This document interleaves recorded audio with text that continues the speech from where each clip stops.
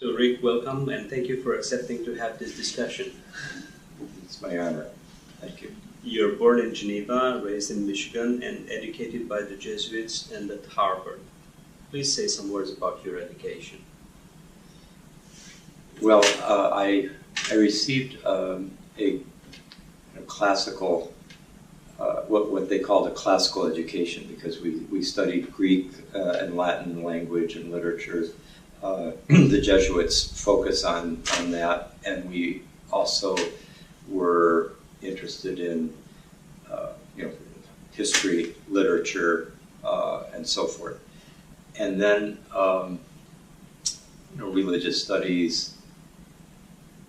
And then what expanded my education was going to Harvard, and there I studied history of philosophy, history of astronomy, studied the Copernican Revolution. Thomas Kuhn, who wrote The Structure of Scientific Revolutions, who brought in that whole idea of paradigm shifts and paradigm revolutions.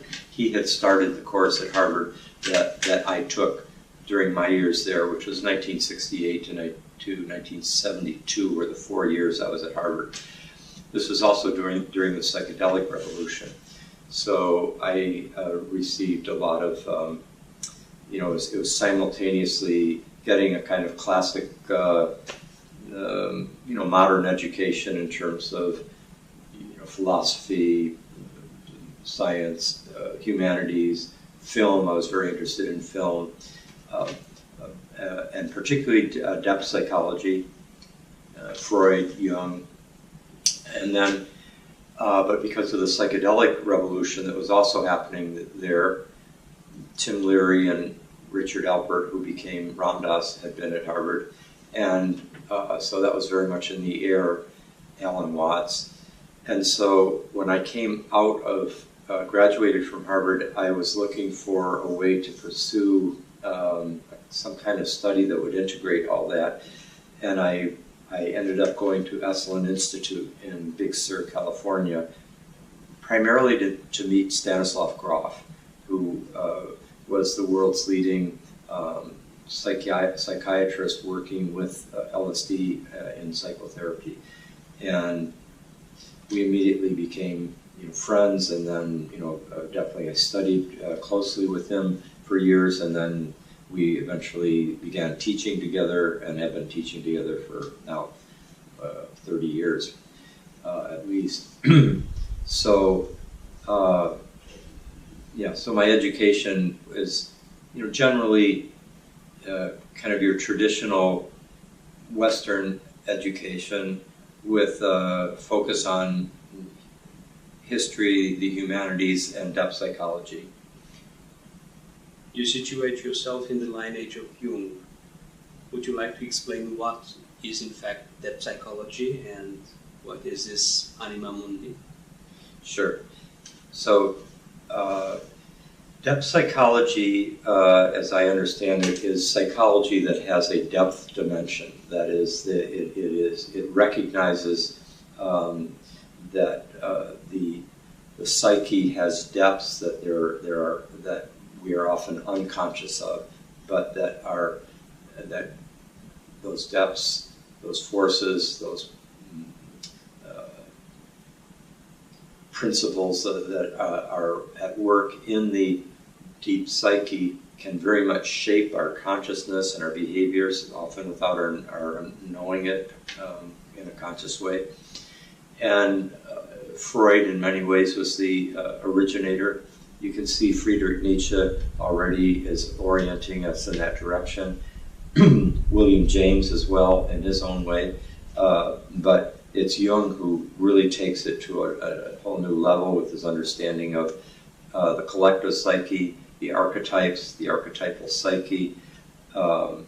And with that word archetypes, he is retrieving the word from the Platonic tradition of the archetypal forms or ideas that are fundamental cosmic principles of order, of intelligibility, of meaning, form, and he puts them in the psyche, and particularly situates them there. And I found Jung's grasp of many dimensions of the deep psyche to be very valuable. And when I integrated that with Groff's work, who opens up the whole understanding of the death-rebirth process, the perinatal, how much our biological birth and our encounter with death put us in touch with transpersonal archetypal dimensions of being. That was a tremendous expansion of my understanding of the psyche. And the anima mundi is a concept which also comes out of the ancient Platonic tradition it means, of course, the soul of the world's soul. And anima mundi was especially brought into contemporary discussions by James Hillman, a psychologist who is a successor in many ways to Jung. He's gone his own way. He's now passed away, but he was a brilliantly creative, kind of post-Jungian. But he emphasized how much soul, psyche is not something that is just owned by human beings, but is in the world itself. And that connects up to an important part of Jung's work, where in the course of Jung's life, he was working with synchronicities. That is, he observed in his own life and the life of many other people these coincidences, meaningful coincidences between external events and images, thoughts, emotions, internal events, dreams, and that correlation, that coincidence was such that the person who experienced it felt that there was a dramatic connection between what they were experiencing in their inner world with something that was happening in the outer world, and that both were informed by these fundamental, kind of archetypal principles of meaning. And so this convinced Jung that the archetypes were not just located inside human beings, but were located in the world itself, which of course was the original understanding of prior to the modern. And the great so synchronicity helped him see that. So also I think his studies of astrology played a big role in helping him be open to the fact that more was going on in heaven and earth than was dreamt of in the our philosophies. By the modern Cartesian philosophy. And he, in a sense, helped us make the step to recognize that the collective unconscious, the archetypal unconscious, is in some sense embedded in the cosmos itself. And especially the evidence of archetypal astrology points in that direction, that the entire cosmos is ensouled, and that there is the movements of the planets seem to be indicative of the shifting archetypal dynamics of the anima mundi in which human beings participate. For most people in our society, astrology is the gold standard of superstition. In fact, what is astrology, and what does it mean for you after more than 40 years in this field? Well, I've called astrology the gold standard of superstition in our culture because it's what you compare. If you want to say that some, New Age health technique or some ludicrous belief system is something that's not worthy of serious attention, then you'll say that's like astrology, and so it's like the gold standard. I'm convinced after many years of close, study of the evidence that astrology actually is an extraordinary. It provides an extraordinary window into the inner workings of the cosmos and the psyche and how they are related. That, in some sense, as I was saying before, that they are united. That we live in a panpsychic universe, and there is no more valuable tool than astrology for giving us insights into what archetypal forces are most operative, most activated at any given time, and are most prominent in individual people, and also what's shifting both for the individual from moment to moment, year to year, with their shifting transits, as we call them, where the planets are moving with respect to the natal chart, but also on the collective level, these world transits, where especially the outer planets move into their continuing cyclical alignments, and they correlate with powerful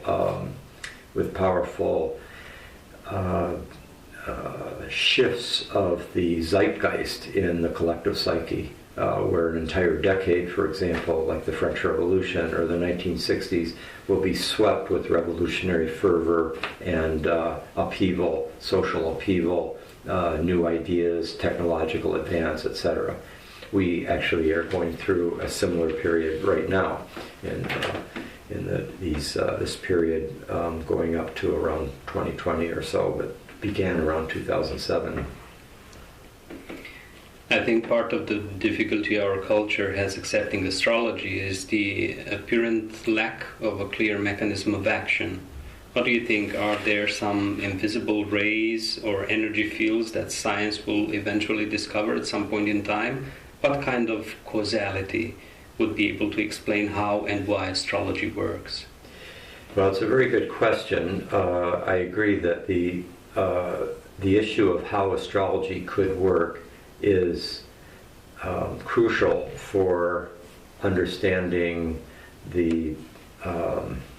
It's an obstacle for many people who are used to living in a kind of Newtonian Cartesian universe, where the way things operate, the way things can be explained is the way you can explain one billiard ball hitting another billiard ball according to the force and the direction and the mass, etc. And then you can calculate the result. It doesn't seem to, the kinds of correlations we see between the planetary movements and the archetypal phenomena or patterns of human experience. Those correlations to the outer planets, for example, don't seem to be diminished by the distance. So it doesn't look like gravity is at work, electromagnetic radiation. It's possible, certainly there are some parallels with quantum physics and the idea of living in an entangled universe where everything is interconnected in ways that transcend the speed of light. Well, there could be some suggestive indications there of a scientific explanation someday. Stan Groff and I have talked about this many times, and we both agree that the nature of the correlations is such that they are so complex and multivalent to the way a metaphor can be poetically expressed in multiple ways, Saturn can relate to restriction and limit and depression or oppression, but it also can relate to structure and form or tradition. It can relate to the skeleton and the skull as a symbol for death, but it's also the skeleton that keeps us upright and gives us a backbone and allows us to have a sense of authority. It's gravity as Newtonian weight, but it's also gravity as in gravitas, like a moral authority that comes from years of experience, let's say. So all those are expressive of the Saturn archetype in astrology, and much more too. Lead, black, the ending of things, death, maturity, wisdom of experience, and so forth. So there's such a kind of poetic multivalence in the symbolic language of the astrological correlations. And there's also a kind of an artistry and even a playfulness, like a sense of humor that's at work. There's also a responsiveness to our level of consciousness and how we behave, what level of intelligence or imagination or heart or whatever that we bring to the enactment of the archetypal energies that are active at any given time. That plays a role. And so it seems like there's much more than just pure physical forces could explain. There seems to be much more of it's a kind of synthesis of mathematical astronomy and a kind of poetic depth psychology that is at work. And it can't just be reduced to something purely material.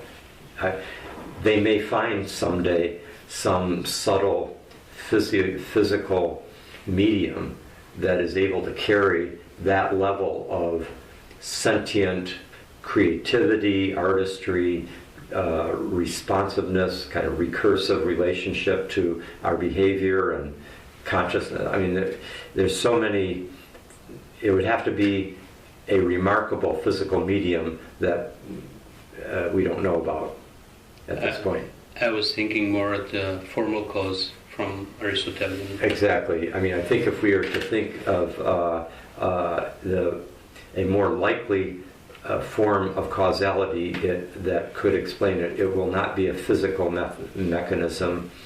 It will be more along what Aristotle called the formal cause, which structures, patterns, informs through the meaning of things, and also the final cause too, because there does seem to be something about the archetypal astrological perspective that very much involves the unfolding of purpose, of a teleological fulfillment or an actualization of what is potential.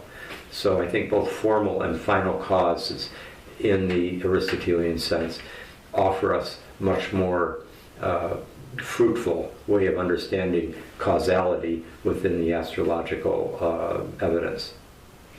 Can you please make some comments on the proper use, misuse, or abuse of astrology?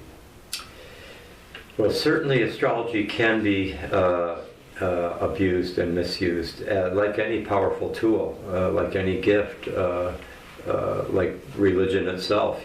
Spirituality can be misused. Technology can be so misused and destructive. Psychology can be as well. A couple gets in an argument and then they use psychology as weapons against each other. It's there's nothing in these powerful tools and perspectives. There's nothing intrinsically good about that they can be deployed by the ego, by destructive forces in very problematic ways.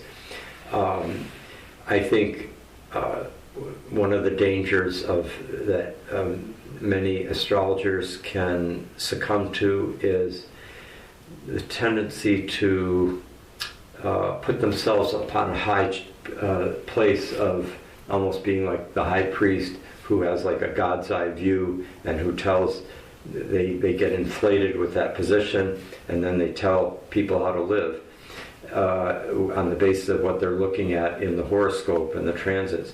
And that is more reflecting their ego and their inevitably limited understanding of what is possible with any given archetypal combination that's at work in the birth chart or in transits. We always need a lot of what I would call epistemological modesty or humility as we work with this powerful method of understanding that astrology gives us. We have to recognize that there is always an element of uncertainty, that the archetypes are open to multiple realizations according to how we act towards it with respect to them. It's not pre-given, it's not determined in advance. There may be some ways in which karmic factors may be playing a role that have some deterministic character.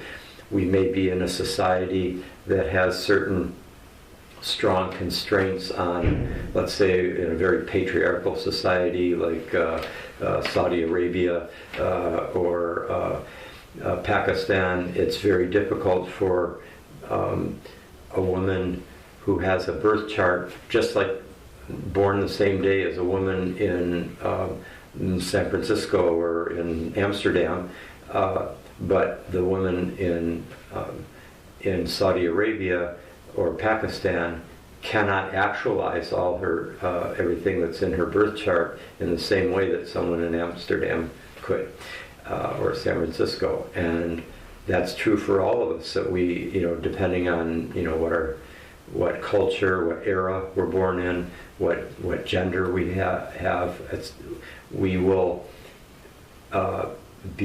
there will be certain, these are factors that will shape how we can inflect or enact the archetypal powers that are constellated in our birth chart and in our transits. And in that respect, that brings in this combination of a sense of uncertainty, and therefore honoring the freedom of the individual if you're an astrologer and you're giving a reading, to avoid deterministic, fatalistic statements, and at the same time to be conscious of the fact that whatever's in the birth chart is also going to be, it's contextualized by the social, cultural, historical situation that person is in. So for all these reasons, I think it's very important for the astrologer to approach the birth chart and the reading for a person with great care, humility, a sense of tentativeness. At the same time, you can bring so much insight, but one of the other dangers of astrology is that we are all, each of us is a reflection of our own birth charts and of our own life journey.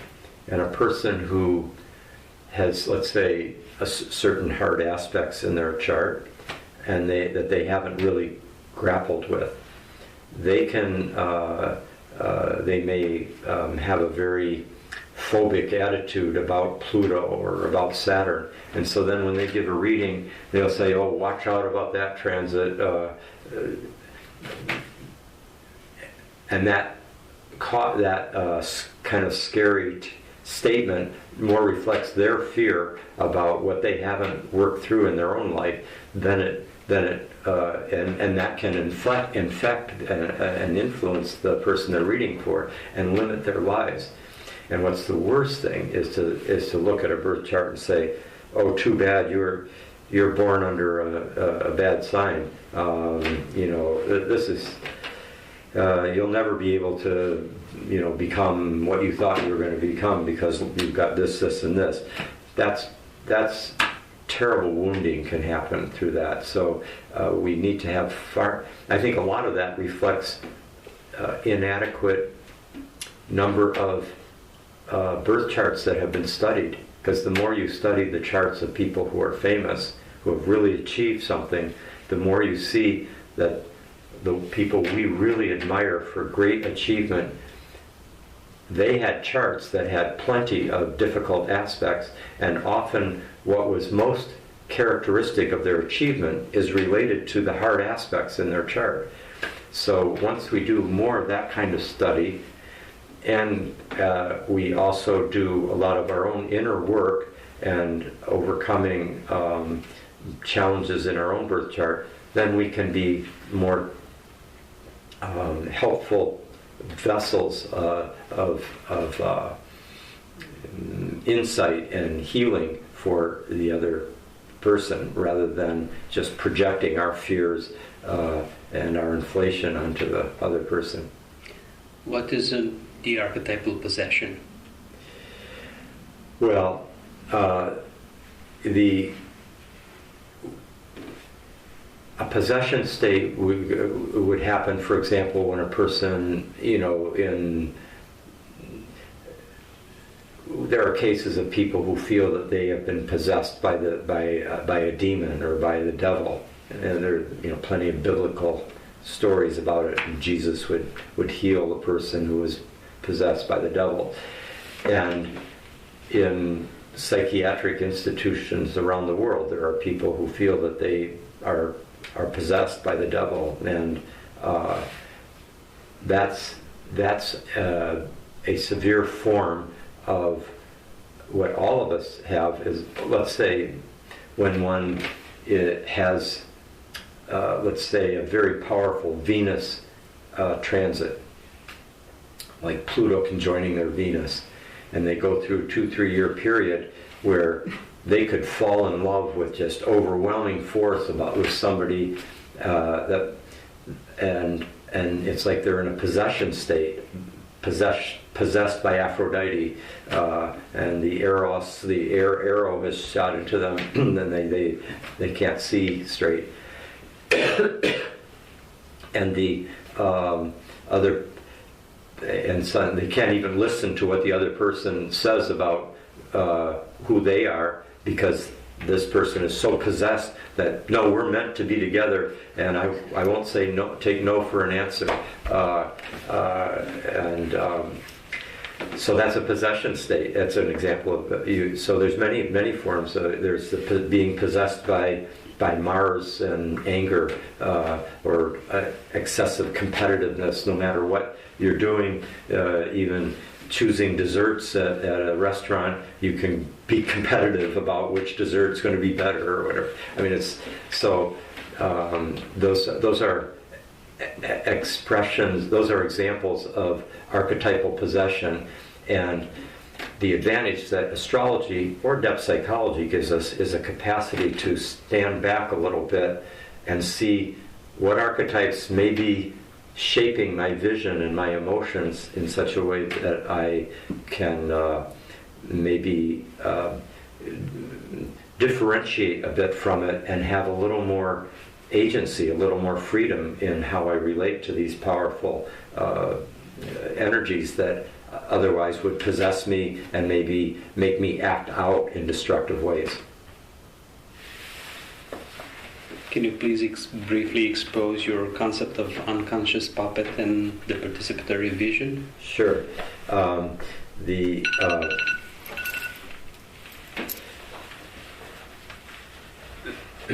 the idea of not knowing, you see, there's if we do not have any sense of our own unconscious, our own depths, then we will tend to be at the mercy of whatever archetypal energies are active at that time. And we just think we're seeing objective reality. This is just the way things are. And if, let's say, I'm really, I may have a very, let's say Pluto is conjoining my Mars, and I've got this kind of non-specific anger or rage that is looking for an outlet, and I'll just say, oh, that really makes me angry, and then I'm just going to hit this person for how they looked at me. That is, the person is just a puppet, is being just a puppet of the archetypal force. Well, if you know you've got the Pluto-Mars transit, you could use that energy, which is potent, it can give courage, it can give physical drive, it can help you do things that sometimes would be physically too difficult at other times. And if instead of acting out in an unconscious puppet-like way, you know what the energies are, and then you think, okay, how could I use this powerful, forward, assertive force in a way that serves a higher purpose or enhances life for myself and others, rather than just knocks people down onto the ground left and right. That would be a more participatory, conscious relationship to the archetypes.